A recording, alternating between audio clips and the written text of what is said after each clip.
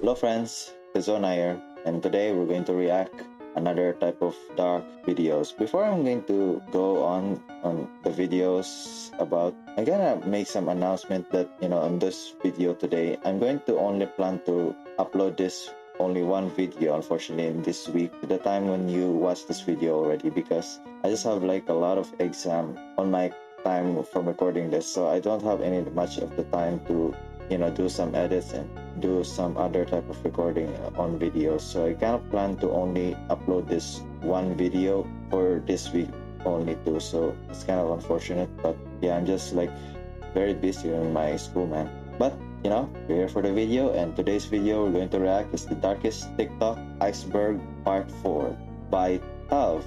So this is the final. This is finally the final of the darkest iceberg of TikTok. So yeah, friends, here it is. So before I'm going to play this, friends, hopefully you can leave a like and subscribe on my video so I can make more content like this in the future. So thank you for all your support, and let's get right into it.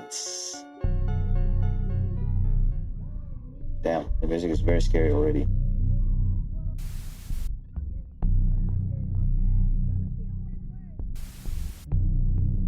Ew, that's so weird. AI. Yeah. Or the darkest TikTok Iceberg Part 4. 2 million subscribers special. 2 million subscribers. We did it, guys. 2 Hell yeah. million subscribers.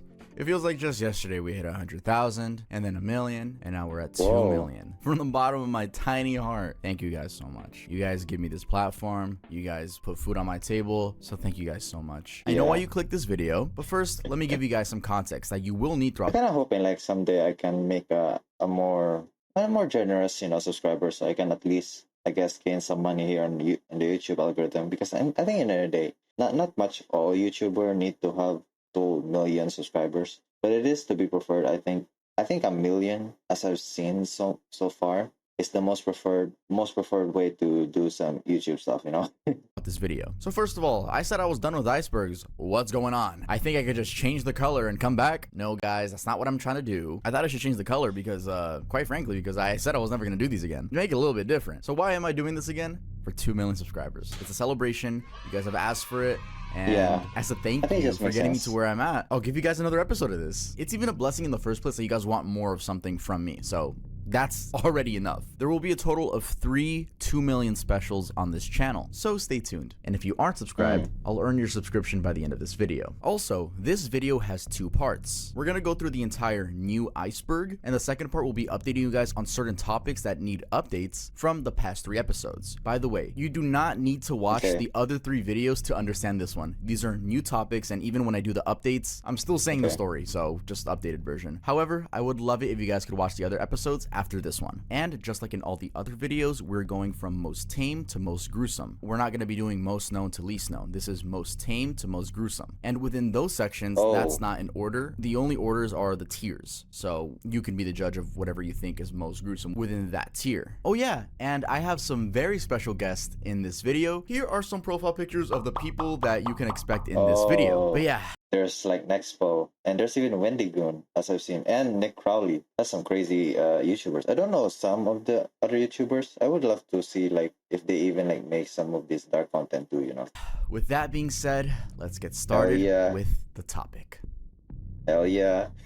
The tip of the iceberg. Kool-Aid Man Challenge. Featuring on this tier is the bizarre Kool-Aid Man trend that took a rather innocent advert and made it into a destructive feat. I'm talking about the series of old commercials where Kool-Aid Man would bust through a wall and be like, oh yeah! These are from back in the day and for sure carry a lot of nostalgia. It, however, looks like some took reminiscing these ads too far. Since last year in 2023, there were reports of a TikTok challenge where people would run through fences in the same manner as the ad. Here's some footage of the challenge in action. Security video captured the vandalism. Teens breaking through PVC fencing while recording it. It's called the Kool-Aid Man Challenge, modeled after popular commercials from the 70s and 80s. Now to see this, several sections of his fence missing. When he looked at his security video, he watched teens break right through the fence. We're believing that it's a TikTok challenge. Suffolk police say the kids were recording themselves and that The aftermath of it was fences looking like this and like this. That second photo was actually captured in Raynham, Massachusetts, and the fence belonged to Jody Viola, who initially thought the holes were the work of a bear. That was until they checked the surveillance footage and saw people running from the street and charging to their fence and just breaking it. Viola, in the interview, said, "3 of them just backed up like you see in the movies and just ran into the fence like you were breaking down a door. They just threw their bodies through it." Some of the teens doing this trend were actually caught in Long Island, New York, and they were issued desk appearance tickets. Interestingly, among those caught, the youngest was just 12.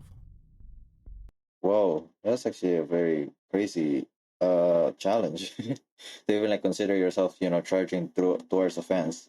Not also expecting, you're living in America where everyone owns guns.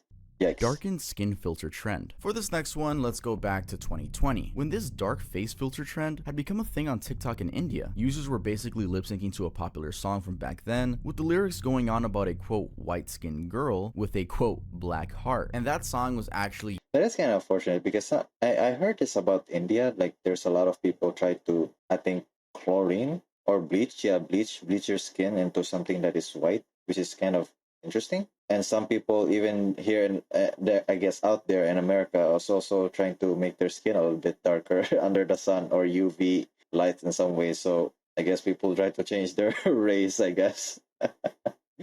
Silly times, I guess. used in a movie. The hero in the film finds it hard to win over this girl due to her quote black heart. Now, while the song doesn't mention a dark-skinned girl, TikTok users creatively use that audio and that filter to show them with darker pigmentation looking all sad, and then they transition with lighter skin and then they're happy. These videos were very explicit on how most of the TikTok users behind them thought of dark-skinned people, and the trend thus quickly drew backlash for promoting colorism. For context, you have to remember that India has a huge problem with skin color with a pretty dark history, where darker skinned people were considered quote untouchables in society. Quote, Dalit is a term used for those who were formerly known as quote untouchables, end quote. This article actually explains how they're still fighting for social justice. So I can't even begin to believe how this trend made darker skinned people feel in India. And unfortunately, that history still influences. And it's kind of unfortunate too. Like, it's almost the same here in the Philippines. Like, we have like the same kind of the same culture for today. sure. At least going by Asian Boss Media's TikTok from May of 2023, where the interviewees admit they were treated differently due to their skin tone. And it is thus no surprise then that these biases would show up in a TikTok trend.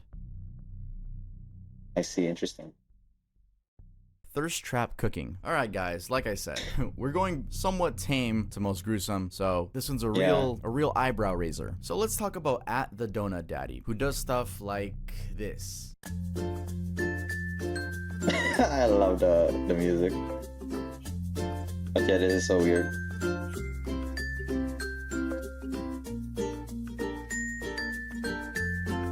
What? Nobody eats. Yeah, there's their no way you food would like notice that. the heavy sexual innuendos, and that's why the media has blatantly called it the art of, quote, hardcore food. This particular account, Donut Daddy, seems to be some mainly women's favorite, finding comments like these. But it's not just Donut Daddy that does the I want to have sex with food thing. There's a bunch of these. A bunch of them spawned in at some point. I don't know. There are others like Cedric Lorenzen, who has an equally large following and by his own admission, has stated that some of his videos are a bit too sexual and cringeworthy. Yeah, you can really tell how this is just pushing boundaries on TikTok. But yeah, I don't know who had the idea to violate food like this and let it serve as sexual innuendos when I feel like you should go on Tinder. Like, oh my god, God bless the souls of the fruits that have been go to war in TikTok, man. Rest in peace to older brethren. And also, don't fuck with mango, because mango is my favorite fruit, man. I don't even know. But anyway, let's head on to the next one. The public is the punchline. One arguably weird trend that has been on TikTok for a while now is videos that often begin with a person requesting a stranger to record them before escalating into chaos. The fact that they start with the request is why the trend is sometimes called, "Can you record a video for me?" or "Do you mind recording a video for me?" Anyway, the stranger or those around them end up being in a prank situation since the person they're recording does something weird to provoke a reaction. A good example is this video. Now, for the most part, this trend is harmless. I think people who come across it for the first time might find it a little weird. Yeah.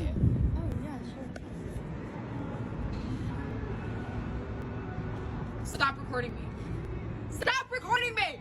Just throwing my 2 cents here, a lot of these videos are faked. It's so easy to just tell your friend, "Hey dude, I'm gonna pretend to be weird, just freak out." It's not anything crazy. But yeah, let's head on to the next one.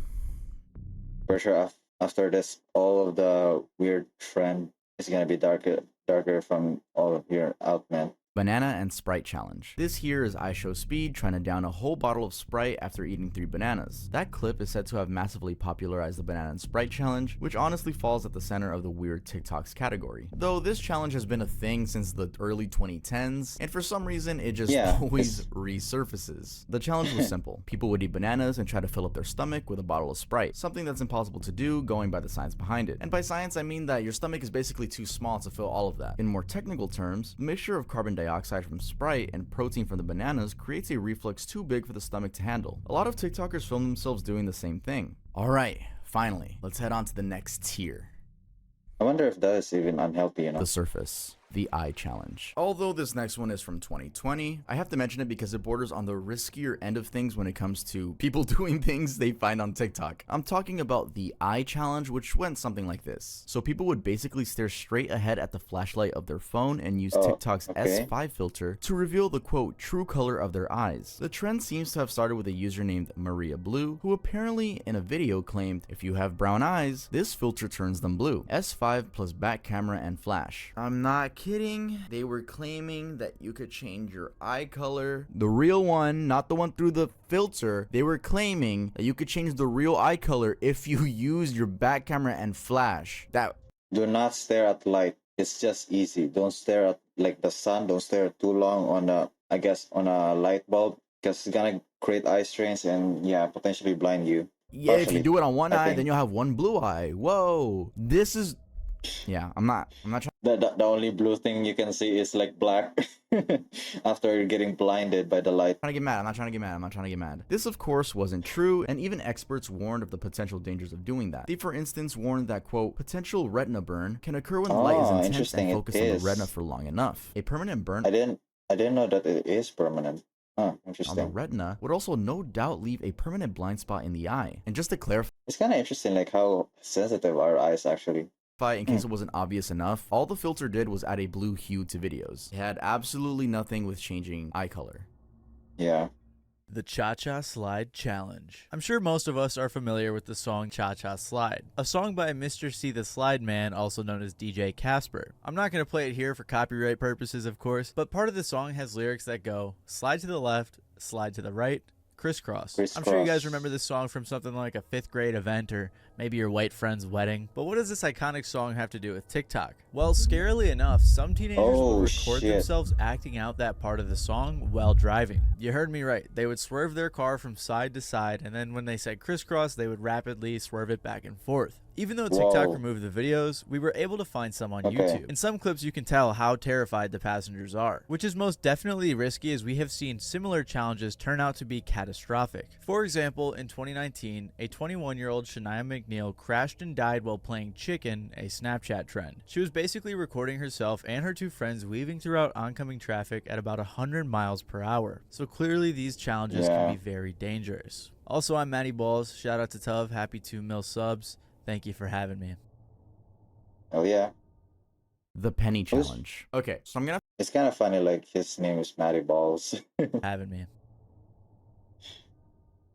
The penny challenge. Okay, so I'm gonna have to tiptoe around this one. I don't think I could show much footage because there are a lot of challenges that YouTube just doesn't like people talking about, just in case, you know, some people want to try it. And I'm sure I had a disclaimer at the beginning of this video saying don't do any of this stuff and that this is for educational purposes, whatever. But basically, this next one is genuinely stupid. I feel like I could say that about a lot of these. I'm not gonna be showing footage of people trying this, so I'm literally just gonna put background footage of some pennies on the ground or something. Anyway, typically referred to as the penny challenge, the trend involves partially plugging a phone charger into an outlet and then sliding a coin between the space between the charger and the outlet, causing the 2 terminals to touch. Sparks would sometimes fly, and this would be a real danger of causing a fire. In fact, there were reported incidences of fire, for instance, at Plymouth North High School, where students were apparently messing with sockets triggering a minor fire. That's all firefighters called to the school. The challenge, which trended under the now removed #outlet challenge, also had the potential for more devastating effects, as there was a reported case where Amazon Alexa recommended it to a 10-year-old who had asked it to suggest an exercise for the weekend. The girl's mom did actually tweet about that incident, saying that she yelled, "No, Alexa, no." Yeah, that's a very chilling thought to think if, you know, the mom wasn't there and if the daughter was willing to try it. One chip crazy. challenge. As we move on to even more recent and stupid TikToks, next one is the one chip challenge. Basically, the challenge was to eat a single tortilla chip that came in a coffin-shaped box, and that apparently had a crushing of seasoning from the spiciest chili peppers in the world. According to the company behind it, Pocky, the chip was meant for adults, and even the label warns that it shouldn't be taken by children or people sensitive to spicy food. In the classic style, Yeah, I'm pretty sure it can even cause like heart attack, as I've heard. There was a weird story that I've learned, like a person, I think it was like he eat a very spicy thing. He tried to lay the ground to sleep, and then he died because like the spicy, I think it was, I actually forgot the compound that makes spicy things spicy, but I think he died because of that, compound, like spicy stuff reached to his heart. I think it caused some kind of weird inflammation, and he died from a heart attack. I think it was, but don't quote me on this. This might be not real. I don't know. Do your own research, I guess, because I only remember this on my mind. I'm pretty sure it was a kind of a blurry. So I guess that's a pretty interesting story to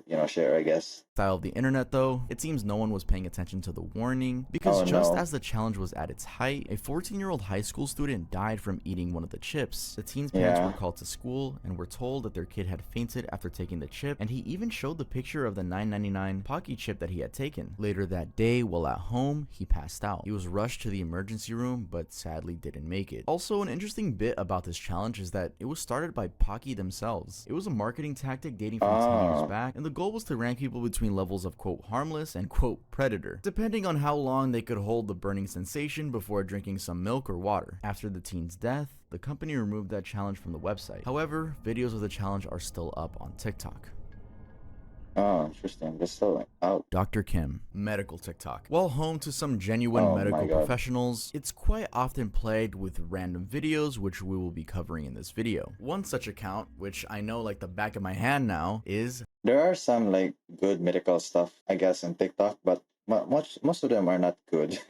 I guess it's better to always like watch through professionals here on YouTube, because they can explain more, context, more information, more research too, because of the timeline of the video. I kind of appreciate like a lot of people still watch like longer videos, other than like the short video on TikTok, which can be easily, put out of context in this case. Dr. Kim. There's a chance you've more than likely seen these weird face surgeries floating around. I actually made 2 detailed videos on the whole investigation I did, so if you want to watch that, make sure to watch it after this video. Don't ruin the watch time. Like I said, I know this topic very well, so I'm gonna give you guys a quick summarized version. And if it interests you, well, lucky you, you have more videos to watch. Anyway, in January of this year, creepy looking facelifts were going viral on Twitter and TikTok. I decided to do some research on the situation and uncovered that there were multiple accounts promoting these surgeries, and that they had WhatsApp contacts in their bios. I texted the so-called Dr. Kim and pretended to be interested, faking that I had a wife who wanted a facelift. In the end, they revealed that Dr. Li Feng would be performing the surgery, not Dr. Kim as promised on their TikTok. After that, I got a tip from a viewer explaining that there's more to the story, and we uncovered, with the help of legal documents, that Dr. Li Feng's facility has been caught with expired medicine, and they've been in legal trouble Oh. before. And as of February 18th, the account has been banned on TikTok. I made a TikTok/YouTube short covering the account being banned. I didn't think that was worth another video, but what always gets under my skin is when people try to be different and they're like, well, the facelifts actually look beautiful when they're fully healed. Look, they look better than what we thought was fully healed. They're still not good. Yeah. They're good for Chinese standards. Yeah, I think in today's, especially like a lot of world, they try to unfortunately do some plastic surgery. It kind of ruin their face actually, because it just like makes them older. Some of their bodies, don't like putting plastics within your face, so that's why they kind of like wanted to attack, or you even like have some kind of nasty inflammation, which just makes your face actually more uglier than before, and I think unnatural. I guess it's better to just be organic and be confident on how ugly you are, because we're all ugly in the first place. I don't know who even makes the good standard to have like a beautiful face, I guess. Well, it's it's subjective, I guess. But there are better Chinese facelifts that aren't by Dr. Kim. I don't know why people were hopping on this like opposite, trying to be different. His facelifts are actually kind of good. No, they're not. They're horrible. If they're good, then I'm sure you're confident advising your mother to go get a surgery by Dr. Kim. Like, no, it's not, like the being different was like so weird to No. me. It's horrible. Let's Yeah. head on to the next thing. eye color surgery. I wanted to call this next one an occurrence because I only thought it happened like a few amount of times, but it turns out it's been going on for a while. So I found 2 videos of it, this one and also this one. The whole point of these surgeries is to get a permanent eye color change, and in that last video, it's alleged that the woman got something called an iris implant, where an iris made from silicone is slid into a slit that is cut into the cornea. However, Ooh, what? You don't put anything inside your eye, especially silicone or some kind of weird plastic in this case. Oh, that's like slitting like a thing in between the eyes. Ugh. No. others believe it's the keratopigmentation procedure, which is basically tattooing your eye. Now, what most of you might not know is that the iris implant procedure is actually illegal in the USA. Well, unless you have an eye defect from birth that prevents you from having eye color. But other than that, you can't get in the US, it's simply too risky. The other one, keratopigmentation, well, it's not illegal, it's also highly discouraged. But that doesn't stop people from getting either of those 2 procedures, as you can easily fly elsewhere and find dozens of clinics that will be willing to perform this surgery on you. In fact, that's what Tamika Tiny Harris, the American singer-songwriter, did. She flew out to Tunisia, Africa, and got the iris implant procedure done. She said it took about 5 to 10 minutes per eye. Interestingly, her daughter Zanique also hopped on the trend and changed her eye color from brown to grayish blue, although she regretted it, reversed it, and admitted she wouldn't recommend it to anyone. Okay. Dalia Karezi. Chances are that you've come across someone on TikTok offering medical advice. And like in this next case, it's possible they're just faking it. Dalia I think even I can't like give any type of medical advice. Well, unless you drink water, you know. I think that's the only safe option. And eat healthy. That's probably the only good advice to even say as a non-doctor, I guess. Karezi was such a person, and although I couldn't find her TikTok videos, she deleted all her social media accounts. That is, following a court case. She apparently offered medical advice between 2019 and 2021 to her about 240,000 followers on TikTok. She was particularly extremely popular among Iraqi and Kurdish residents in Western Sydney. Her story is actually kind of insane because it went beyond TikTok. She had successfully applied for research positions with NSW Health and the Cancer Institute, having constantly lied about having a doctor's MBBS degree and a Master's of Reproductive Medicine, and even using the initials OBGYN. On TikTok, wearing scrubs and donning a stethoscope around her neck, she offered advice about sexual health, ovarian cancer, HIV, and fertility. Her defense was that the information she was sharing was from NSW Health Direct. Sydney's Downing Centre local court found her guilty of, quote, impersonating a doctor and pretending to be a medical specialist, and fined her $13,000. She expressed regret for her actions, terming the position she was in was, quote, very out of character. And why did And that's a good thing, because some people, when it comes to these type of professionals, you need to get slammed by the books, because you need to do like the high standard of your job, because you don't want to misinform other people. It can cause more harm than good. she do all of that? But it's also kind of sad, because there's a lot of like companies, like rich companies, I guess in this case, they can just try to manipulate you and do some shitty stuff. And it's like, we're not liable here. It's such an awful world we're living, man. Like, I wish there was like a way to punish like all of the highest, I guess, companies in this case if they do something illegal. I think the EU and European Union, I think at least they have like a good standard there. They can actually like punish like 2 million or like a billion even. I never heard a billion, but I think more of a million of money from these type of companies, which is a good thing to see. That. Was she trying to get, up in the ranks and be a real doctor at some point? Well, no. It was to keep up a lie that she told her friend in 2017. The lie was that she was studying medicine, which, she really went fully into character, didn't she? Yikes. Jesus Christ. Let's on to the next tier. The body. Kia boys. Alright, this is where the iceberg starts getting a little spicy. Okay. Uh-oh. Uh-oh. Man, something's just, we'll get very dark, and we're not even like halfway from the video, so this is bad. Okay. I'm glad you're still watching. Ushering us halfway down the iceberg is the Kia Boys Challenge, which, if we're being honest, should just be called the Car Theft Challenge. Having begun in Milwaukee, Wisconsin, this challenge escalated into a big countrywide problem, leaving Kia owners with situations like this one. Of course, the police were also involved, with several chases like this one. Now, the reason Milwaukee was at the center of this story was because, at least according to this report, it just has a history of reckless driving. surprising. That report actually features clips of when the challenge started, with kids stealing the Kia and Hyundai car models and basically Oh my trashing them God. around the neighborhood. And just to emphasize how bad this was, between 2021 and 2022, the theft of Kias increased by 503%, and that of Hyundais by 363%. Also, Ooh. documents obtained on car crashes by the media revealed that the cases were indeed spread across the country, and in some of them, people actually got killed after the theft. Due to the devastating nature of Oh my God. Yeah, Kai and Honda should be like legal from this case because it's such a breach of protection from, from the keys that can easily be like, I guess, hijacked in this case. They should have like added more protection from that. I think it's just the best for them to get, sued from this. the losses incurred, both companies, Kia and Hyundai, got sued and settled for $200 million, with $145 million going to cater for out-of-pocket losses for customers. And in case you were wondering why the companies would agree to settle, well, it's because apparently their models between 2015 and 2019 were not fitted with electronic immobilizers. This allowed the thieves to easily bypass the vehicle's security with tools as simple as a USB cable to bypass the ignition. But why is this on the iceberg? I'm sure you could tell by the background footage that this was shared all over TikTok. The so-called Kia boys would literally just give tutorials on how to hotwire cars, specifically those models. But yeah, it was easier than ever. I'm sure this method is still used. There's no reason for it not to be used. You want to pull it down and then break it down, and then it's gonna be like a little silver piece. You just put the fire in and then break it. Then you start it with a charger piece, like this. And with the USB cable, someone can start up and drive off with your car. So if you own an older Kia model or an older Hyundai model, definitely go ahead and do some deep research on your specific model of car. And if you don't, maybe the Kia boys will end up with a new whip for the summer. Anyway, let's head on to the next one.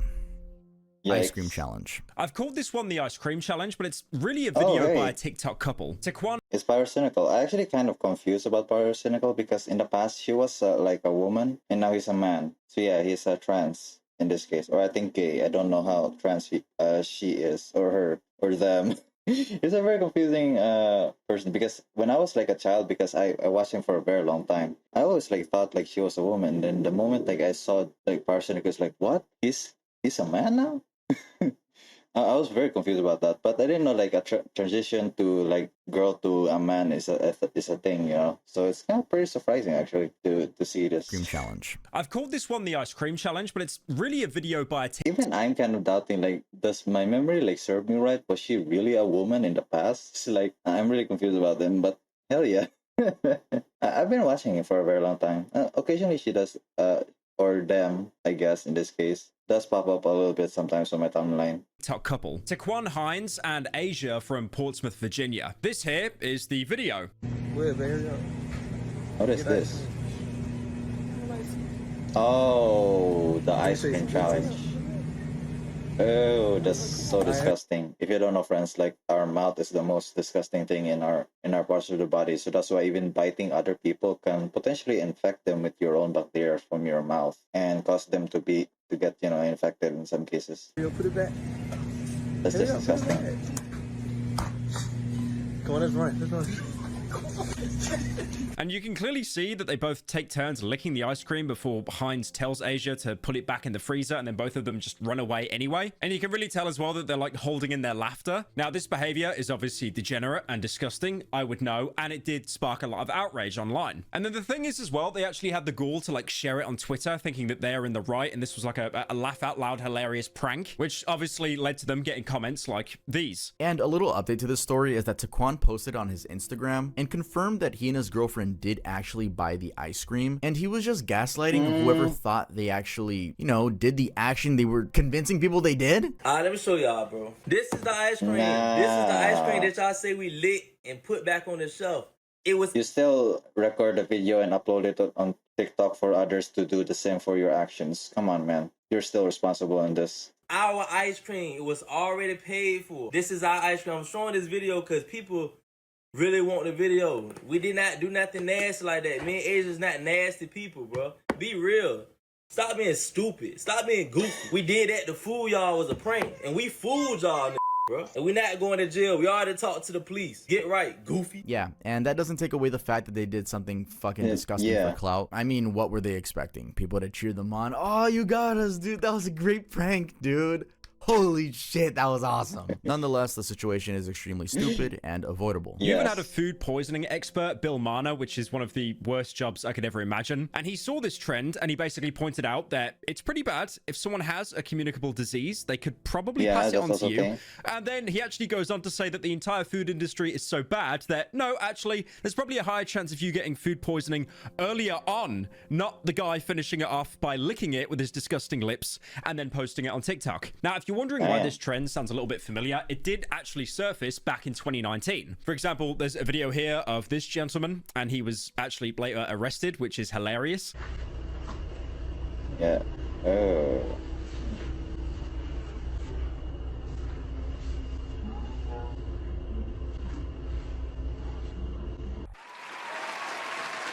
There was also this incident back in 2020, and you actually had this 24-year-old guy who had to spend a month in jail. And then on top of that as well, he had to pay a $1,000 fine and then over $1,000 to Bluebell Creameries. Dude, could you imagine like walking around like Ben and Jerry's in the UK, just go lick all of them, and then you need to pay Ben and Jerry's money? Like, have you seen how much a part of Ben and Jerry's costs in the UK? They're like 6-7 quid. Also, remember as well that a lot of this was during and at the height of COVID-19, the pandemic that actually made people so cautious, they stocked up on toilet roll. They bought all the pasta in UK supermarkets. And on top of that as well, no one wanted to buy Corona. This is a totally separate thing, but no one wanted to buy Corona beer because of the association it had with the coronavirus. That is how anxious and paranoid people were, thinking if they drank a beer, they'd get COVID. But other people would also lick the top of ice cream. Okay, so I'm going to do a little plug. I run this small channel called Pyrocynical. I do game reviews that are like way too long. It's usually just kind of like explaining the plot. If you could like and subscribe, I really want to hit 5 subs by the end of the year. Yep. Cheers, guys. I don't know if he or she still makes, you know, scary videos. Whip Talk. One of the darker sides of TikTok is Whip Talk, a really weird and surprisingly big community of young people experimenting with drugs. I believe this group has been a thing since a long time, but it recently exploded on TikTok in 2023, with the media calling it Gen Z's hippie crack pandemic. Now, what I specifically want to focus on from that community is something disturbing called chroming, basically a trend where teens have been inhaling toxic substances, which I'm not going to show videos of that, but they're inhaling toxic substances to get high. We're talking about even here in the Philippines, it's actually very interesting because it is actually very popular to do that. I think here there's a thing called rugby boys, and you know they smell rugby. And if you don't know what's a rugby, it's basically a rubber-like substance. It's a very, I guess, it's almost like a honey type of thing that you can use to like glue on stuff, you know. So it's a rubber-like substance that looks like the consistency of a honey, but it actually smells good. For me, it's like I don't like the smell.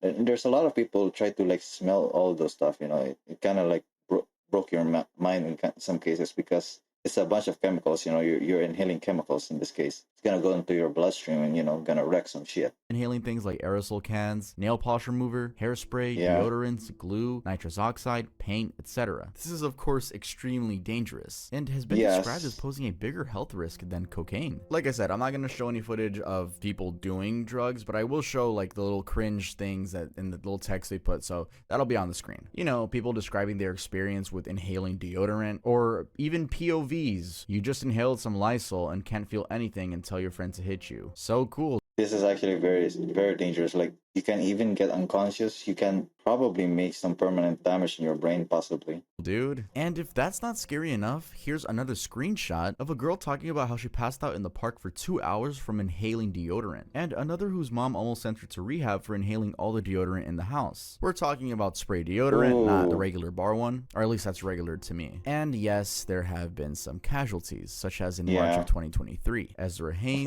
a 13-year-old high school girl from Melbourne, Australia, died after... My God, 13 years old, still died from like all these challenges, you know? It's just so disgusting to see like TikTok encouraging this unhealthy like behavior and even like challenges, man. Like, keep your children out of fucking TikTok in this case. Just watch YouTube, man. Well, YouTube at least has a very restrictive format, and you can like pretty much watch, you know, educational stuff here on YouTube at least.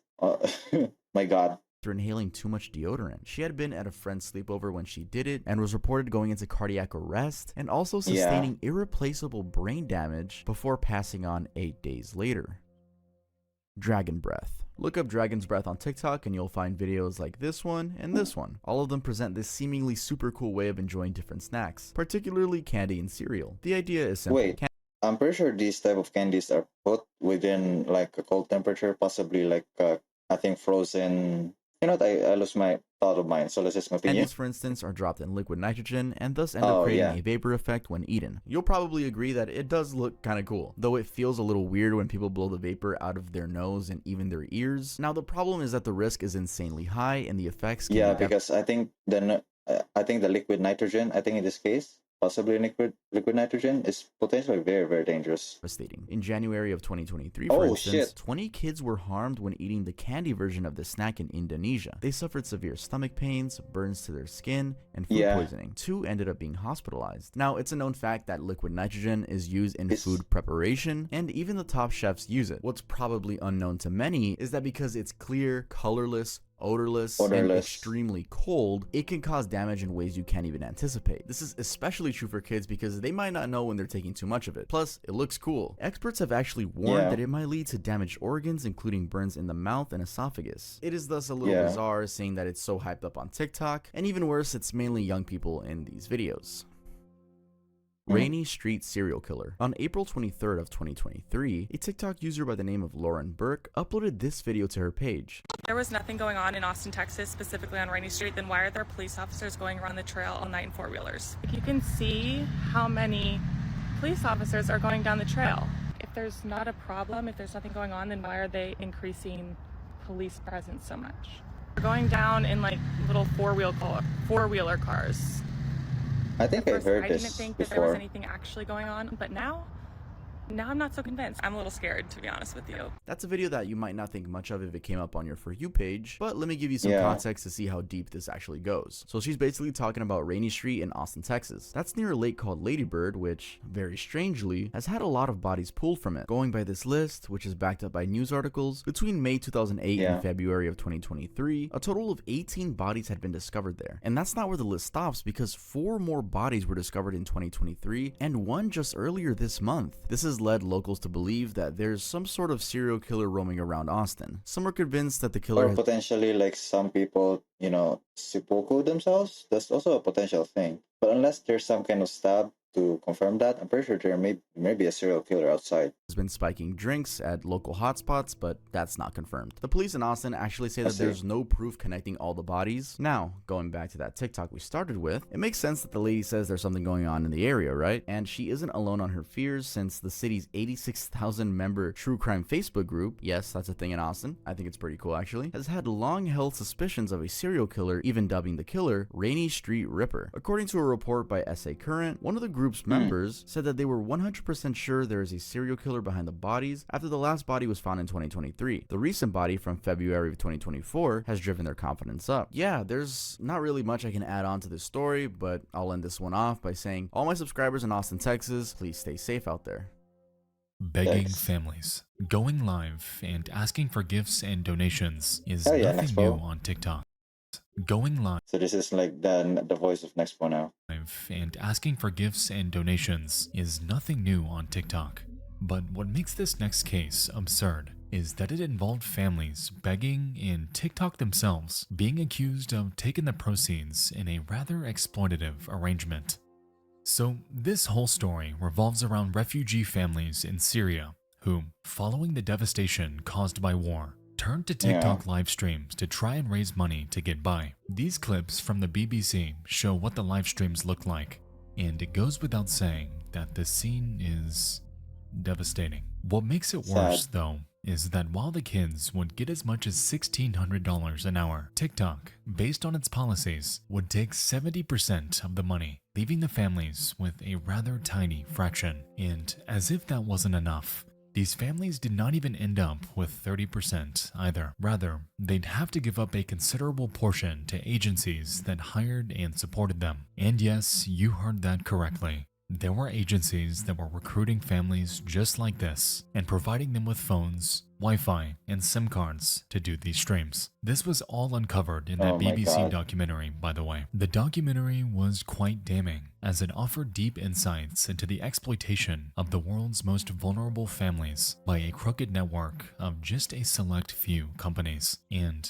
interestingly, That's so TikTok disgusting. later denied claims that it was benefiting from these schemes and claimed that they did not allow exploitative begging on their platform, ultimately proceeding to ban all 30 highly similar accounts that were found during the investigation. Lastly, it should be noted that they also denied taking a 70% cut, but wouldn't divulge exactly how much the amount truly was. So disgusting, man. Accounts last eerie video. I think the most prominent here too is like there's a lot of companies trying to unfortunately exploit like these people in here. Unfortunately, it's kind of sad.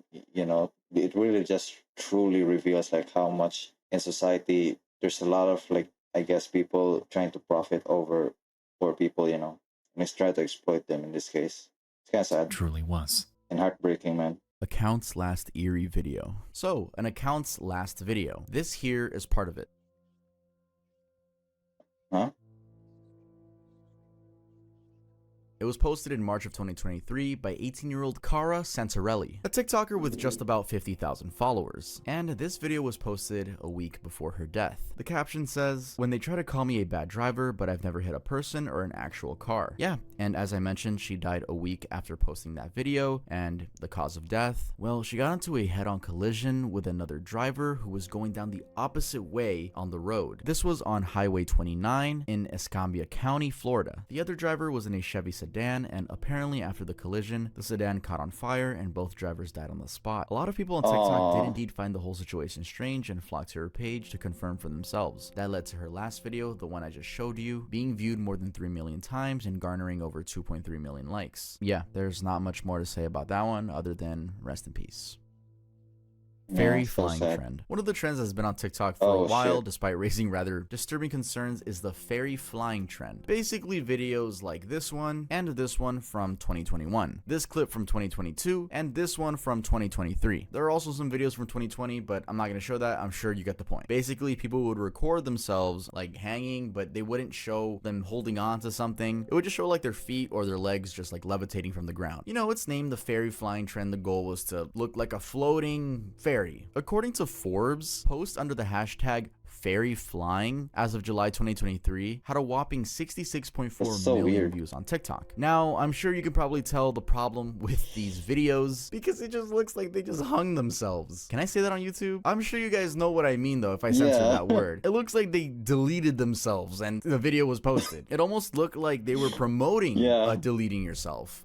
I'm pretty sure it's better to delete your account than, you know, yourself. In this case, According to experts, that appearance can trigger people into thoughts of self-harm or make people prone Yeah. to self-harm more comfortable with the idea since it looks like it would be getting normalized. And you know the TikTok algorithm, if you watch a video all the way through and engage with it, leave a comment, a like, maybe even a share, other videos like that will be shown to you. So if for some reason someone that is prone to self-harm sees floating legs on their For You page and they watched it for long enough, well, surely they might see floating legs again and get bad thoughts. You know, that's basically the point. It was just extremely popular is what I'm trying to say. And also, you don't look like a fairy. Anyway, let's head on to the next tier. you don't even have a wing, so The Abyss, live streamed birth. Imagine opening a live stream on TikTok to find yourself watching a woman giving birth on stream, and the stream isn't by her, it's apparently by someone else who went live by mistake. Well, that's exactly what happened at Gak Narodni Front Hospital in Belgrade, Serbia on April of 2023. Apparently, a nurse accidentally live streamed a birth at the hospital, and when she came under fire, she insisted it was a mistake and apologized. I don't know how it's a mistake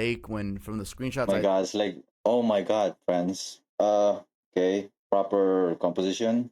Okay, it's an accident, guys. It's a live stream. Uh-oh. I saw it looks like it's propped very nicely somewhere, Yeah. getting all the action. And you know, Yeah. I use mistake and accidentally very loosely. The nurse said that she simply forgot and left the phone on a nearby glove rack, which again, I'm gonna have to press X to doubt because first, why are you going live at a hospital? Like, there's no reason to. I just see this as a clout chase, honestly. Now, that stream was watched by 200 people. And again, she was condemned for violating someone's privacy and deeply apologized apologize for it. And in case you guys were wondering, she was fired. Her case though reminded me of this one from a while back where a woman gave birth on a Delta Airlines flight and someone recorded and posted it on TikTok. Although, you know, the user was smart enough to not actually show it, just tell the story. But yeah, it's crazy that a few years from now, there's going to be a kid that's going to be like, I was born on TikTok Live. I don't know if that's going to be a flex or not, but I guess we'll have to wait and see. Let's get on to the next one.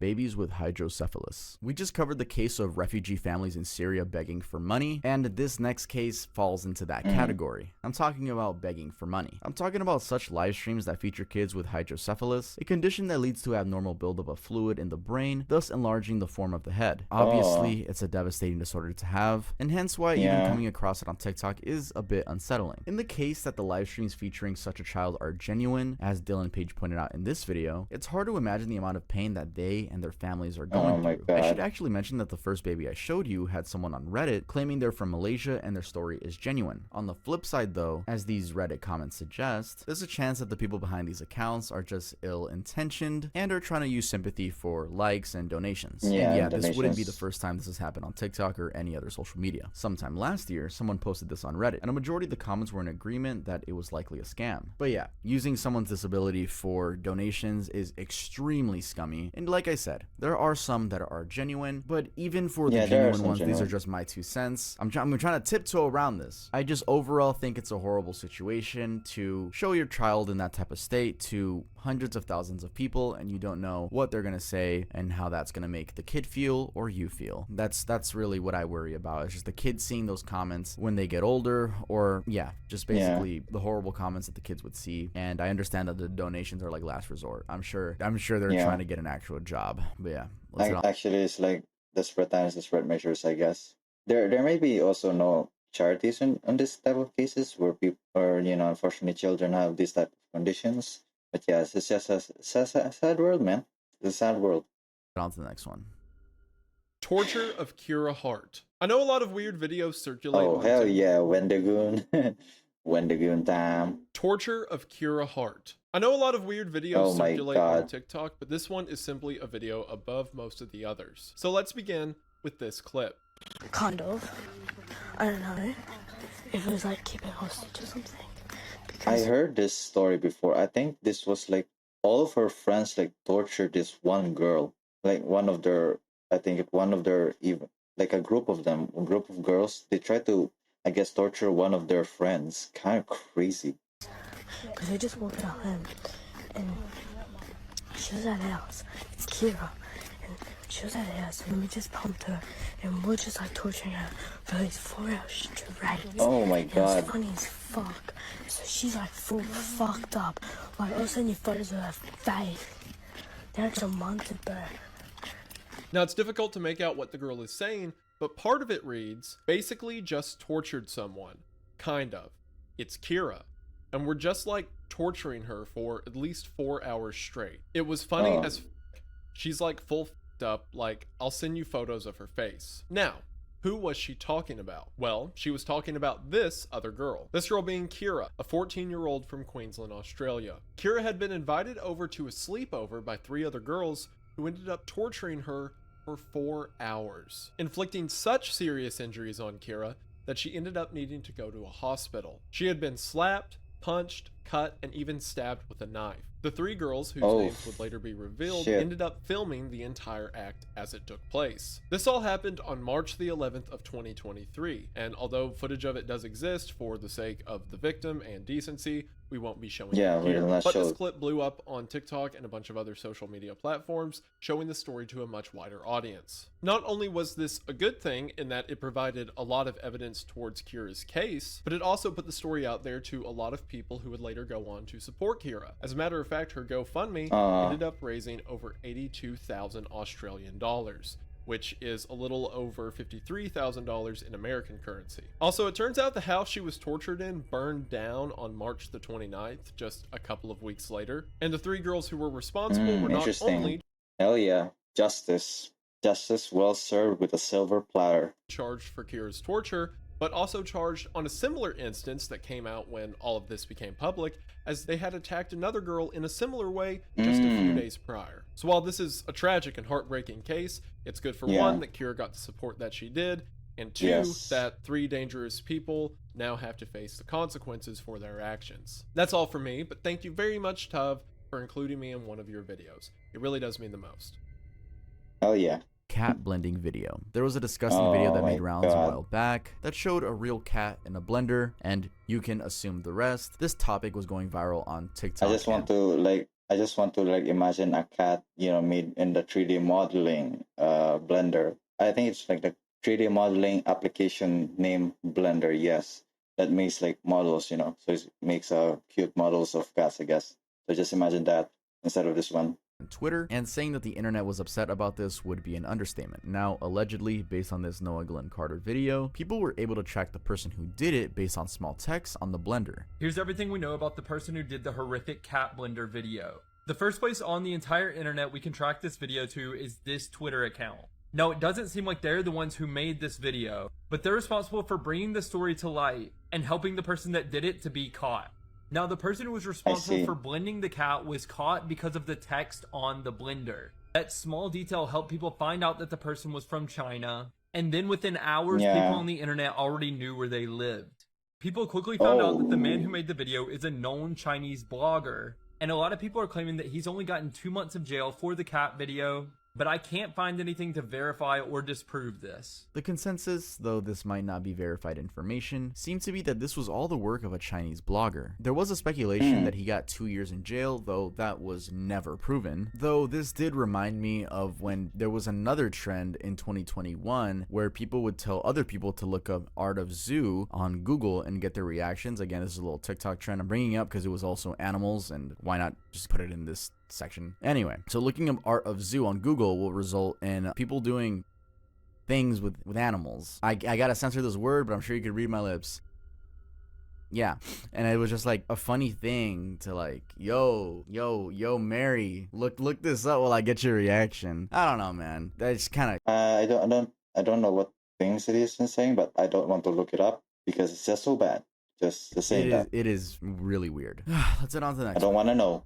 Deepfakes of murder victims. When we talk about the dark parts of TikTok, it's probably surprising, or maybe not, that AI has made its way there. And in what way? Well, how about deepfakes of child murder victims with bold captions of how they died, like these two. And a deepfake, just in case you didn't know, is a use of AI to take the likeness of a person and generate a false, lifelike version of them. Now, obviously, AI can be used for a lot of good things, but it can also be used for a lot of horrible things. And this, ladies and gentlemen, is just the tip of the iceberg.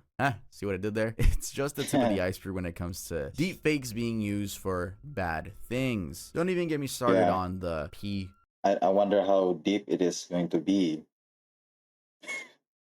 ORN.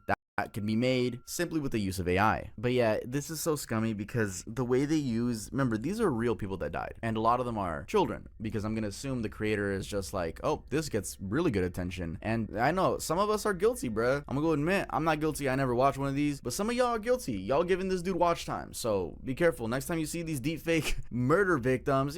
Don't give them the attention, because these are real people that died, and now your legacy is ending up on a TikTok page, on a TikTok deepfake story page. And the hook, man, it's so gory, the sentences that they use as hooks. And in case you're one of those people that are like, y'all are just snowflakes, all right, bruh, imagine your little sister, for example, dies, then you see her story being told on a TikTok deepfake account. You're gonna feel some type of way about that. By the way, this is the clip that I used for the thumbnail. Ended my mother's life with 79 stabs and gained notoriety for the gestures I made during my trial. I even have a fan club now.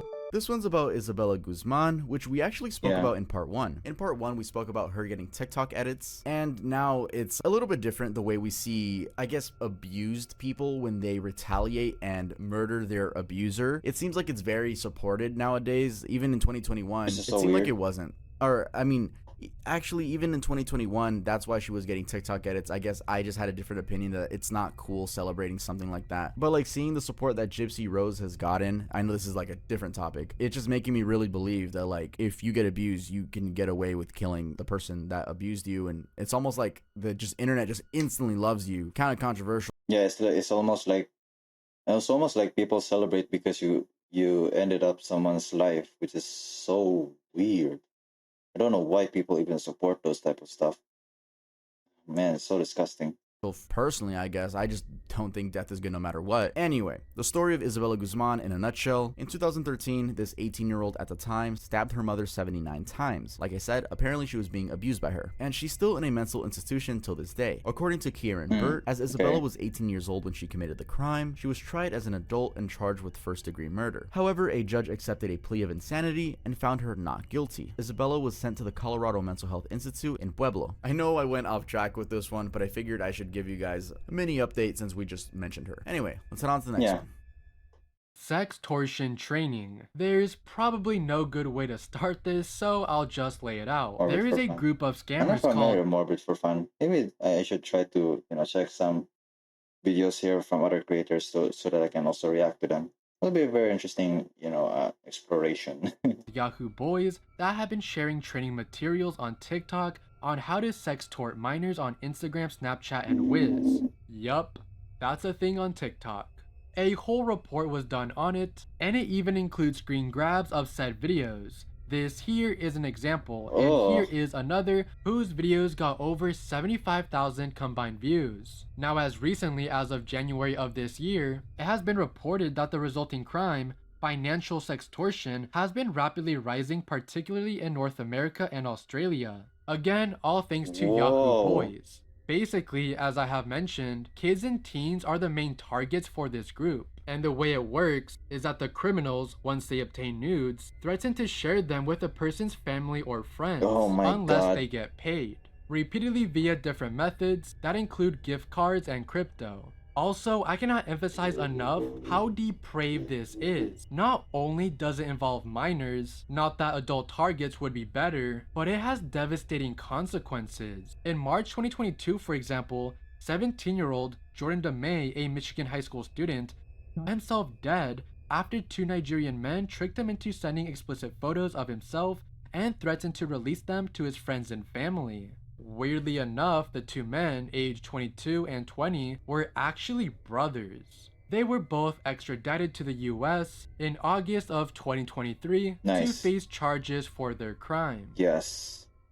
Dark Abyss, Aaliyah Salazar. In a very chilling event on a Sunday, August 7th, 2022, 14-year-old Aaliyah Salazar, while filming a TikTok video, got a gun pointed at her head and then fatally shot. She had been making a TikTok video with her friends at a home in Monte Vista, Colorado. 30 minutes prior, her grandfather, Gary Salazar, had dropped her off at the home to hang out with the so-called friends. So what happened? Well, according to the affidavit, as they made TikTok videos, one of the teen girls shot her. Police were able to obtain the TikTok video and said that moments before her death, Aaliyah had been dancing, with someone being seen in the background, quote, fiddling with something on the bed. One of the teens later confessed that they saw another teen point the gun at Aaliyah and fire. She died on the spot. Her grandfather's theory was that it was all about jealousy. He believed the gun was a scare tactic by one of the teens to keep Aaliyah from her boyfriend, Emiliano Vargas. Also, the Glock 19 pistol used in the incident apparently belonged to Vargas, who was later charged alongside with the other two teens for making the weapon accessible.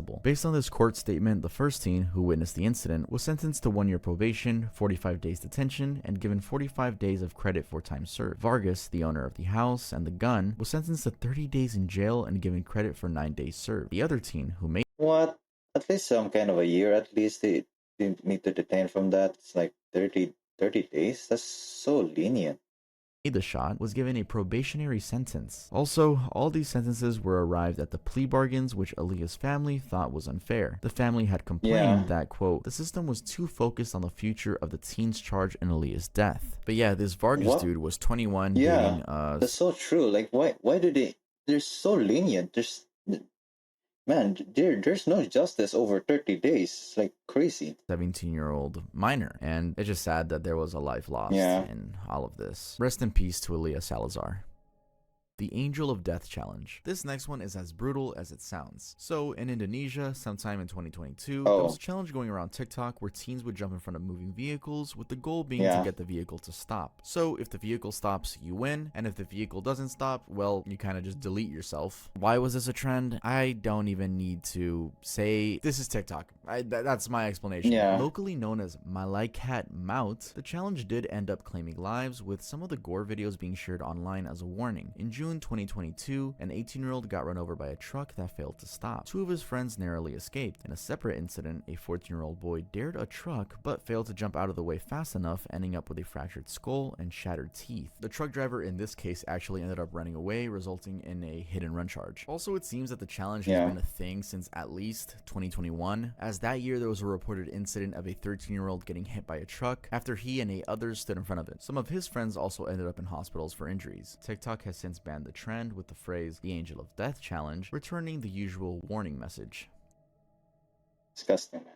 Basid McLean. If you Google Basid McLean, this is what comes up. I know I censored almost half of the image, but we'll get to exactly why I did that a little bit later. Now, this photo was making rounds around TikTok, I'm gonna assume for shock value, because the context of this image is truly disturbing. What is the context, you may ask? Well, he's holding his mother's severed head, Tanya Bird. He killed and dismembered her. Though the incident was trending on TikTok last year, this whole event happened in 2013. So, this is the story. 23-year-old McLean, who had a problem controlling his rage and also a learning disability, apparently told the court that he killed his 45-year-old mom, dissected her body, and spread the parts around South Bronx because she was dying and he was just trying to help. His ill-conceived murder and cover-up plan, however, quickly unraveled after a neighbor found part of the body parts while walking her dog at around 4:30 in the morning. It turned out that McLean had tried to conceal his crime by distributing the body parts around the block. Anyway, he got charged with murder alongside 26-year-old William Harris, the friend who helped him chop up the body and move it to different locations. William was actually picked up by surveillance camera together with McLean at a local store the night before they purchased a saw and cash. And I think in general, he was a disturbed guy, given how family members would talk about him after the incident. His aunt, Cassandra McLean, for instance, called him a monster, stating that he premeditated the murder. His sister, Portia Levette, also said McLean told her he did nothing wrong when he killed their mom. And who started spreading this photo around on TikTok? Well, we'll never find out. I said this in part 1, but chances are it's just some edgy teen trying to ruin some people's days. Yeah. Beanbag Adventures. One of the scariest sides of TikTok is horror Nick Crawley. Hell yeah, Nick Crawley.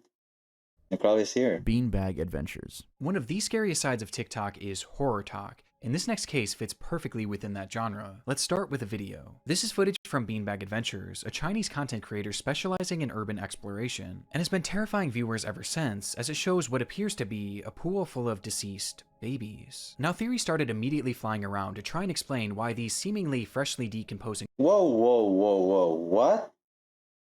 Where? How? Why? What? Oh my god. I mean, what do I expect, you know? It is a dark TikTok after all. bodies would just be lying in this long abandoned laboratory, with one of the most prominent being that this was all part of some sort of underground organ harvesting ring. There's even been an entire Reddit thread made to try and piece together what might have actually happened there, but to this day there remains countless unanswered questions. The order of events that is confirmed though is that in February of 2022, Beanbag Adventures first posted part 1 of their video onto Douyin, and it showed children's bodies at various stages of decomposition, along with maggots swimming in the water around them. Now at the time, he offered a disclaimer in his video stating that these were simply props from a movie, but looking back, this was likely only done to avoid him getting banned from the platform, as he would actually return 10 months later on December 26th, 2022, where he would make a follow-up video which I've been showing you bits and pieces of. In it, people have noticed that the decomposition seems to be much worse than it was before, along with there being evidence that these potential killings might still be taking place. For instance, at the entrance, he found strange bottles and pipes that weren't there before. And as if to go back on his previous movie props disclaimer, he shows the bodies again, only this time they're decomposed all the way to the bones. There are some rare instances, like I heard like stories, even like there was even like a man on China. He was unfortunately, you know, killed, I guess, in this case, because they want to have an organ donation, because he has the one of the rarest blood types that, you know, has been ever seen. So that's why, unfortunately, he has been, you know, his life has been taken for, I guess, their organ donations in this case. The good thing is, like, he has been found because it was recorded in this case. So it's kind of creepy, like how the Chinese government is, like, you know, spying on all of its citizens and, like, even knowing what your blood type is and try to, you know, force you to take your own life in order to, for their own profit. Scary. Essentially proving that these were never merely props. Yeah. Gore talk. You can probably guess where this is headed just based on the title, but yes, there is a bunch of gore on TikTok that you can find on the For You page. Sometimes they get banned, sometimes they don't, but with my years of using TikTok, I think I've had it since 2020. So with about 4 years of using TikTok, I have seen a ton of gore on there, and a lot of times they just don't get taken down. Sometimes they I kind of like even thought like, are these even like still ongoing? Like all of this like dark stuff, or even like, in this case, gore TikTok. I don't know if they are still present within, in TikTok nowadays, because I'm pretty sure they are now very restricted. But everything is still possible in this case, and there's a lot of content that you just don't see a lot. And I'm pretty sure there's also like a lot of recent, stories of, adults, taking advantage over children too. It's like very prominent within TikTok. It's like, man, if you're a parent right now, just don't allow them to have TikTok, man. Just go on YouTube. Just let your kids watch YouTube. At least there they can, sing along with, I guess, um, animated cartoons, I guess. They even have 1 million views. How did they get away with it? I don't know. I really don't know how these sometimes accounts get away with it. What I've seen a lot of though is animal gore. So those sometimes stay up a lot, at least from what I had seen. I don't know about now as of like March of 2024, but those were the ones that I would see like with tens of thousands of comments and millions of views of people complaining like, why is this I just realized this was uploaded on March 2024. It's just like last year he already reached 2 million subscribers. Hell yeah. up? Why is this still up? I really don't know. But it's not just animal stuff, because people would also just post like cartel videos. But yeah, sometimes TikTok's system to remove stuff automatically is just stupid. And sometimes they do need like a handful of reports from people on the For You page to get the message and be like, oh, okay, we should take this down. But yeah, it's just the fact that it does exist.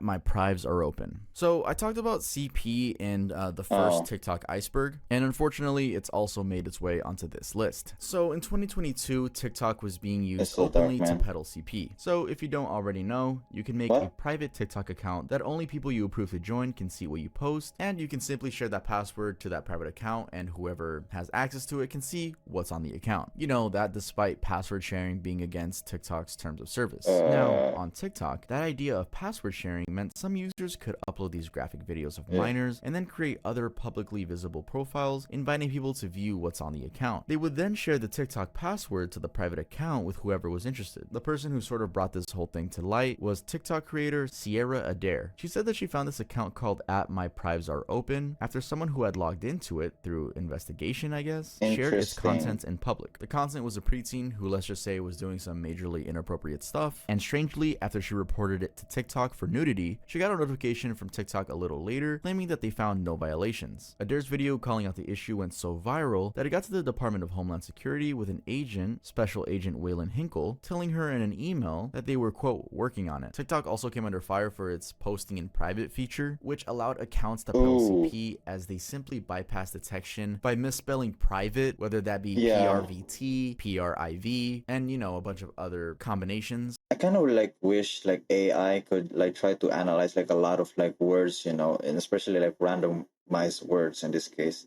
for potential like sweeping all of those like all of those disgusting stuff that has been running amok on TikTok. It's kind of man, there's still no. Everybody always like talk about AI. It's like nobody's using them for the greater good in this case. Well, sometimes there are good times, but like at least I kind of wish like they can use it really to protect like a lot of people, especially the vulnerable ones here online. By using these type of like AIs and stuff to hopefully like hopefully analyze and try to like thumbprint. There's always like thumbprinting. I think it was like you try to analyze like the video if this like specific, I guess, code will reveal through the video. Hopefully they can like improve the security within their own social media now, because it's like very, very dark, man. And yeah, it's not really a shocker that TikTok, the app that began as a dancing app for kids, would be a huge hub for PDF files. So yeah, like I said in part one, this is how I ended part one. It's funny that I'm ending the list with this statement too, but it is protect your kids. Make sure they're being safe on the internet, and make sure they're not talking to anyone that they don't know. Yeah, just let them watch YouTube. That's it. Period. Don't play games. Don't interact with games. Don't go to shady, I guess, messaging apps. Do not interact with other people. Just watch and play games without any type of comment or any type of social feature. Alright guys, now we're here at part 2 of the iceberg, where I'm going to give you guys updates on the past TikTok icebergs. Zachary Latham. In the first TikTok iceberg video, we talked about Zachary Latham. Basically, in 2020, he got into a feud with his neighbor for being told not to speed on the same street that they both lived in, Thornhill Road. The feud escalated to Latham stabbing and killing his neighbor, William Durham, who had approached him at his house. Some thought that he did it for TikTok fame, but it wasn't known for sure. So what's the update? Well, despite being charged with second-degree reckless manslaughter on March 30th, 2023, the court found him not guilty on all accounts, including aggravated assault and weapons offenses. So yes, he is a completely free man. His public So basically he just killed and he's a hero. That's basically what they are saying here. He murdered and he's a hero. What happened? What's their evidence? What evidence that proves he's not guilty in this case? defenders argued for self-defense, stating that he feared for his safety when approached by Mr. William. And that argument won over the jury. The judge, Kristen Pede, the R. That's so weird. Like, imagine, hey guys, I'm a murder person, but it was all for self-defense. It's like, what? They just tried. What really happened here? This is so bad. How is he just free? At least there's some kind of punishment, because that is just murder outright. And he just walk away from it? That's crazy. Although I kind of doubt what evidence do they also prove that he killed the person? That he killed the person not by self-defense. Maybe it's caught on video here on TikTok, I guess. And I really don't know what happened. This is crazy. Arrigo did, however, leave Zachary with some pretty heavy words, saying, "Mr. Latham, you were successful in your defense, but you still have to live with the events of those days and the consequences of it." And yeah, I think the judge has it pretty spot on.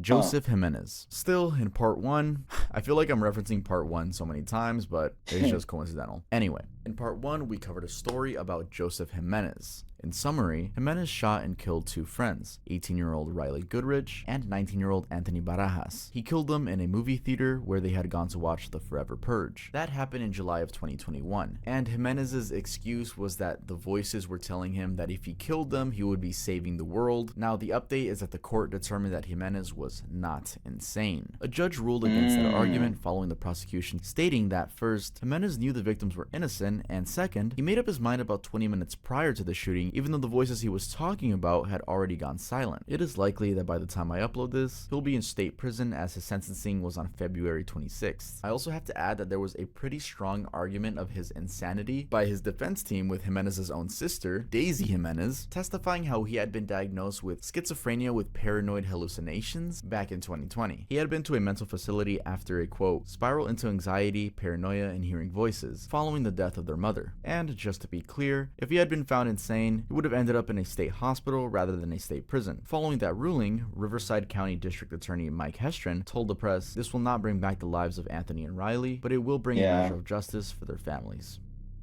So I was kind of thinking, is it really worse to go in the jail than on a mental institute? Because sometimes some people plead, insanity. Is if you plead insanity, is that a good case scenario or a bad case scenario?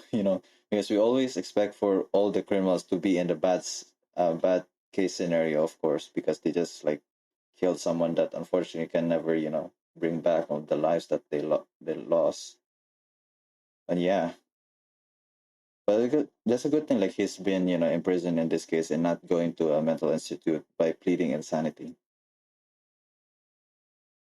Claire Miller. And speaking of the insanity Oh, plea, this one. the sentencing of Yeah. Claire Miller also shows how the court approaches such situations. Now, Claire, who we've covered multiple times on the channel, was determined to be mentally ill, though not mentally disabled. What she did was she actually murdered her disabled sister, Helen. This Yeah. means that while the court recognized her plight, if you can call it that, in terms of the state of mind, it believed that should not be used as an excuse for her conduct on that day. So, on a March 10th, 2023 ruling, they gave her 12.5 to 40 years for the charge of third-degree murder. That means it'll be at least 12.5 years before she's eligible for parole. And that sentencing structure, with minimum Good. and maximum years, is often handed out with the court hoping that prison will rehabilitate someone based on the circumstances under which they were convicted. The official name for it is indeterminate sentencing. For I don't know why like some people who are like anime fans are just like broken in their mind, you know. They're always like thinking of like I guess in this case unfortunately like even killed her own sister in this case.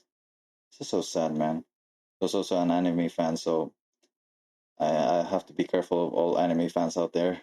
Miller, the court thought of it as And sentencing. I think that Dang Ropa is also like a serial killer. I think is a serial killing school. I think it was like you have all the students. I think the plot of the anime is like you have all of the students in prison. They can't get out of the school. They're just like trapped there until they kill someone for them to get free out from the school. So that's basically the plot of that anime. So yeah.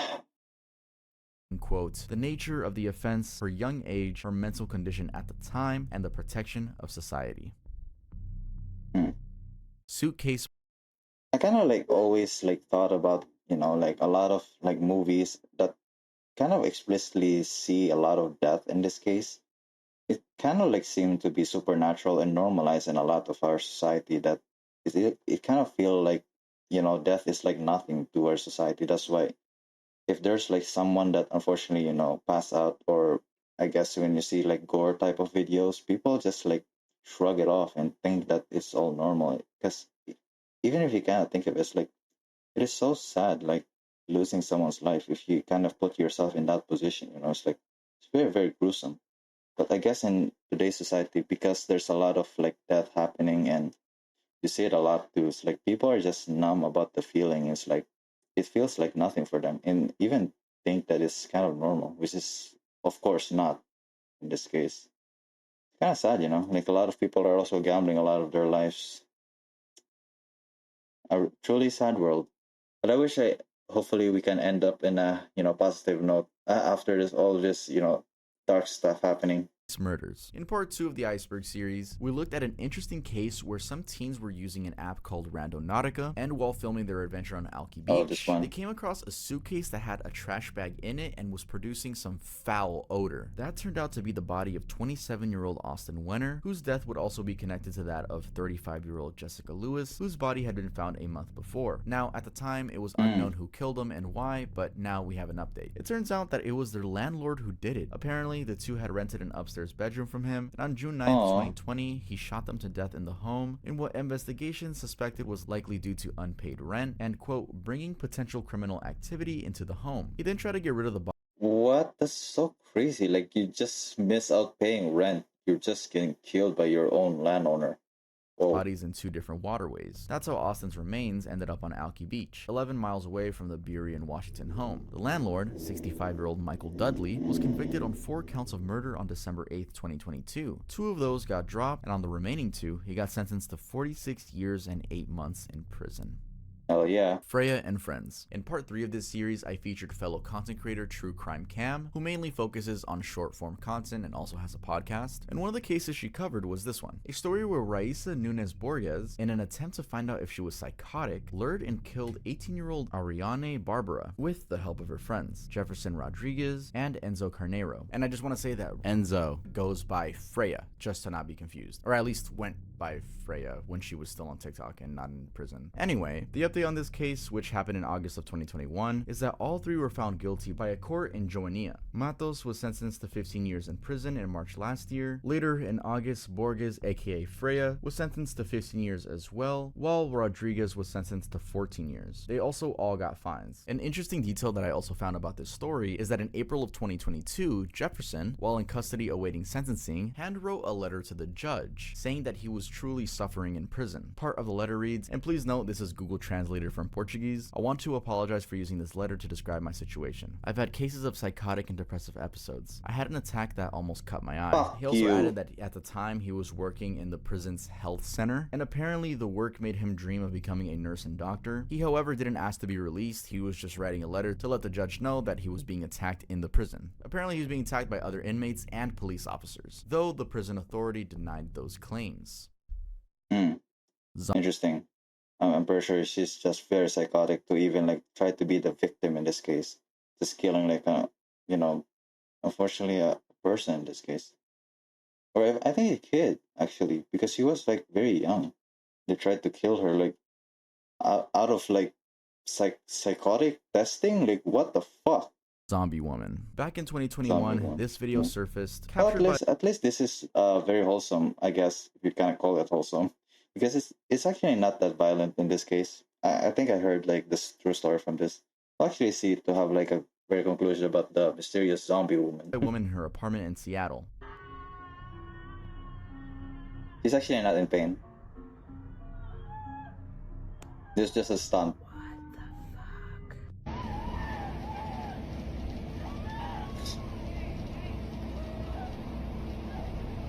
I'm sorry, I'm laughing because this is just all fake. This is just like, this is just unfortunately staged.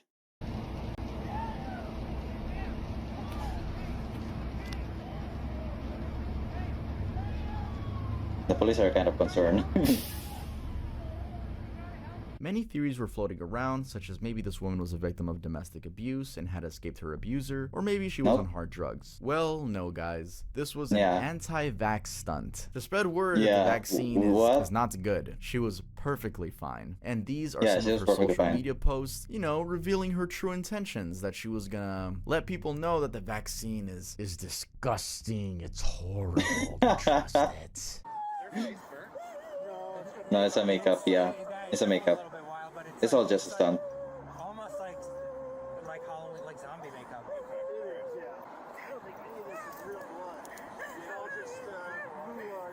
And then But yeah, that's it for that one.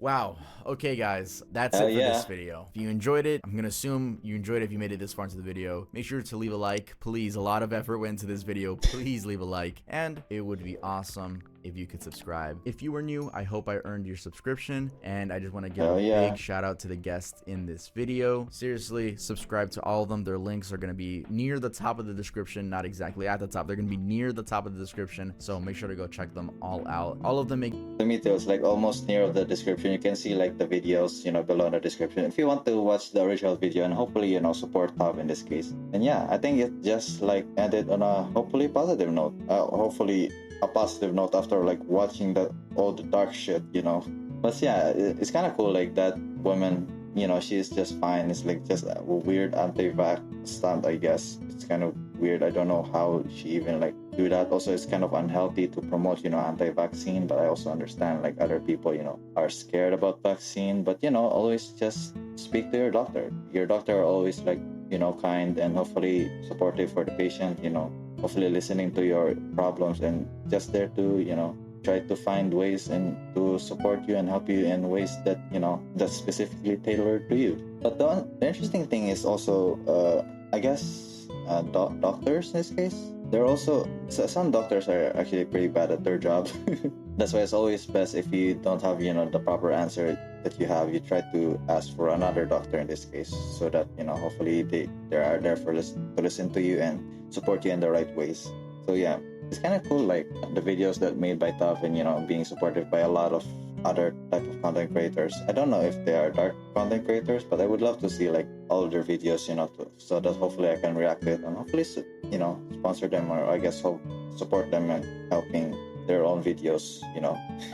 That's really just what I love about YouTube. There's a lot of like people. It's a very communicative thing in YouTube because there's a lot of people supporting other type of content creators within their own type of content, and it's very cool to see. That's why YouTube is the only good thing, and TikTok is TikTok is also good. There's a lot of like stuff, like a lot of content creators that are also very kind, very very charitable. I don't know any type of content creators because I don't use TikTok, but I have a YouTube bias, and I not ashamed of admitting that because I love YouTube. It's almost like I've been watching YouTube actually for a long years. I've been watching YouTube ever since like I was like a child, and it's like there's actually nothing wrong about it. It's like I just like love watching science videos, learning about how the world works, learning about psychology and stuff, learn about gaming, and also like dark YouTubers. I've been watching dark YouTubers since I guess on my high school days. I love to watch like those top 10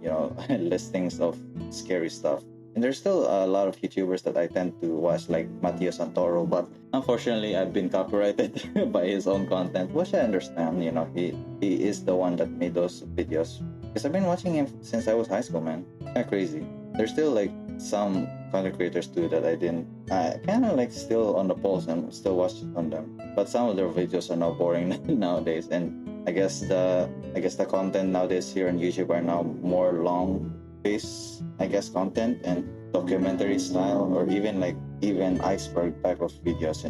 So hopefully, friends, I gave much of my wholesome story to help alleviate all of the dark stuff that we just experienced, because holy shit. Hopefully you can also have a good life. Life will always go on. Leave a positive note and learning the dark stuff, to hopefully avoid on the stuff and getting, hopefully safe for you out there. So thank you for watching, friends, and good evening.